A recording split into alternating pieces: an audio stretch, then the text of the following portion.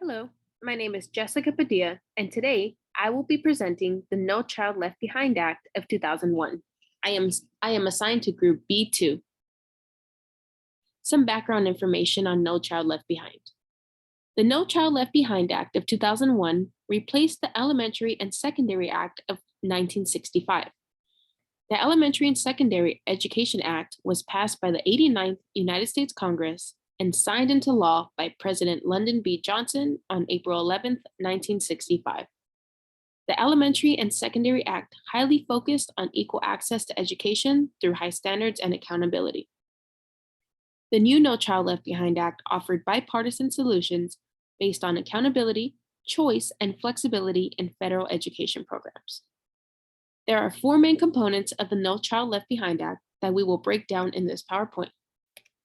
Number one, increased accountability for state, school districts, and schools.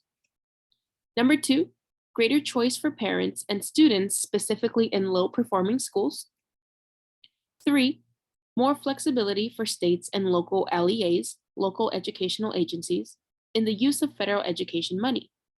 And lastly, stronger emphasis on reading, especially for K through third. So who participated? According to the U.S. Department of Education, 3 days after taking office in January 2001, the 43rd President of the United States, George W. Bush, assigned the No Child Left Behind Act. He said, "These reforms express my deep belief in our public schools and their mission to build the mind and character of every child from every background in every part of America. And too many of our neediest children are being left behind." The first portion of the No Child Left Behind addresses increased accountability for Title I.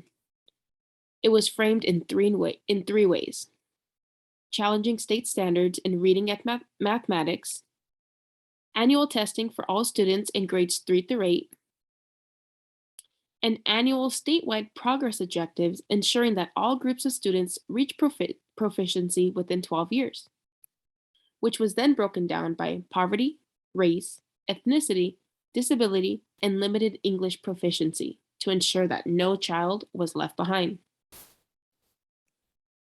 At the bottom left, it describes how schools are held accountable and what happens if expectations are not met. School districts and schools that fail to make adequate year progress, known as AYP, towards statewide proficiency goals will, over time, be subject to improvement, corrective action, reconstruction measures aimed at getting them back on the course to meet state standards. Now, on the bottom right, if expectations are met, then schools that meet or exceed AYP objectives or close achievement gaps will be eligible for state academic achievement awards. The second portion of No Child Left Behind addresses the increased choices for students and parents. In the previous slide, we addressed how schools were being held accountable. Now, knowing that some schools are underperforming, No Child Left Behind provides choices to parents with students who attend Title I schools that were underperforming from ESEA. With that being said, LEAs must give students the opportunity to attend a better public school. How is this possible? Well, they must provide transportation. Also, they must use at least 5% of Title I funds, if needed, for this purpose only. Also, LEAs must permit Title I funds to get supplemental educational services. So once again, these are selected by students and parents, and services must support challenging state standards. One major factor to consider is that LEAs must use up to 20% of Title I funds to support the supplemental services. No Child Left Behind enforced the use of Title I fund towards school improvement. The next portion addresses the flexibility for states, school districts, and schools. No Child Left Behind provided major flexibility with spending federal education funds in exchange for accountability in results. States and LEAs can transfer up to 50% of funding to any program or Title I, such as teacher quality state grants, educational technology, innovative programs, safe and drug-free schools. Competitive State Flexibility Demonstration Program. It allows 7 states to strengthen the state share of all federal grant programs. Participating states must enter into a 5-year performance agreement. Competitive Local Flexibility Demonstration Program allows up to 80 LEAs to strengthen funds, and participating states must enter into performance agreements. Lastly, there was a heavier focus on math than reading. The focus was ensuring that every child can read by the end of 3rd grade. The commencement of the new Reading First initiative increased in federal investment towards highly effective reading programs. It also reduced the number of children entering special education or receiving services. Implements the President's Reading First initiative. 6-year grants to the states, screeners and diagnostic tests to identify K-3 students in risk of reading failure, and provide professional development to teachers in essential reading instruction.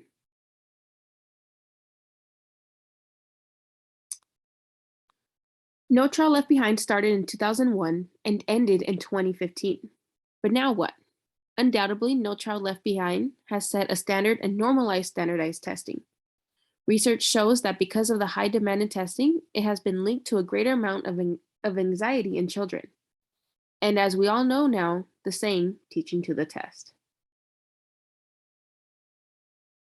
Lastly, the continuation of impact and how No Child Left Behind shaped assessment and curriculum today. Well, next came the Every Student Succeeds Act. This was through the Obama administration, and the main focus is similar but displayed as protection for disadvantaged and high-need students.